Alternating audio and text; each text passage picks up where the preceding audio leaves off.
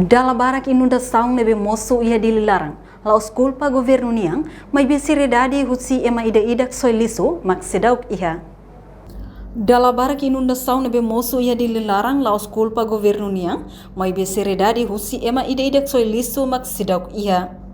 Presidente Comissão ENB trata assunto infraestrutura, deputado Marcos Xavier e Parlamento Nacional. Liga ho udam bot nebe acontece ia terça-feira ne, hodi hamoso inundação ia cidade larang, tamba ema laia consciência soi foer arbiru. Tuirnia inundação nebe moço ia terça-feira, loronsia fulan janeiro tinangne, laos governo nia culpa, mai be cidadão ida-ida paksidau ia seridade, soi lisu la tuirni fatim.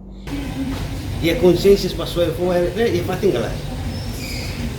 Se inundação ora itu yang governo tinggal lagi.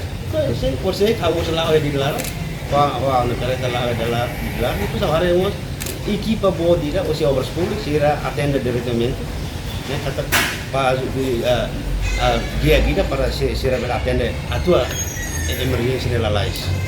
Mas bem, ane são membros parlamento, ane são comissão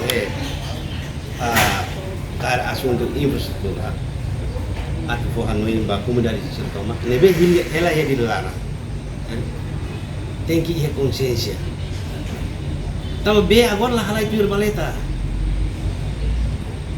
como de barak bahalo fan obralan ia baleta lete be na to halai bane be depois reta na inundação mas ele governo masalah ulu dia 4 tempo governo oitavo governo, ou salah para governo, é oitavo governo lá sini.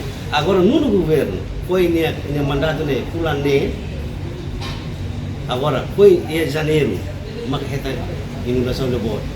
Satan banyak Pascua, ne haulatene. Enquanto tuir deputado husi bancada Freteling, Oscar Lima katak, governo ia obrigação a controla ninha povo, nebe hela ia faten risco, liu comunidade sira nebe halo uma ia estogo no mota ninin sira.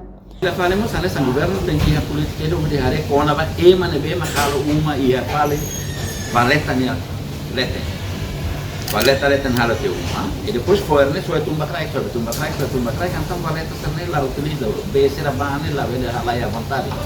Quando la halaya vontade a se estraga itania valeta serne ta inundação ne a cara la coi tem que ir. Tamba itane controle babe. Valeta coaxial nema que é insuficiente. Daí tu usa o ministério tem que dar atenção teves vai né. Se lebe ma cal falu uma valeta coaxial ne la los.